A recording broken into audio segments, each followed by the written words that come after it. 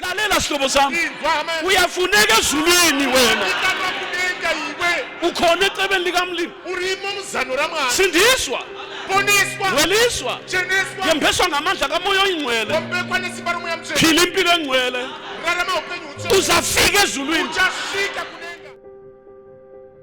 Soze balalele ukunqanda kwelizwi likamlimi, bazasala lapha emhlabeni besalela ihlupho zika-Antichrist, kwezilo ezizaphuma olwandle, nezinhlupho ezizaphuma nxa kuchaya amatropita lana zingilosi esazibala kusamba. Lamagabha olaka lukamlimi azathelwa lapha isikhombisa. Akhuthe izulu susiya sihogweni emlilweni olungiselwe uSathane nezingilosi zakhe. Usitshela so ngumnikazi wezulu, ngoba uyakwazi ukuthi kufikwa njani. Yikho siphaphamisa ngelizwi.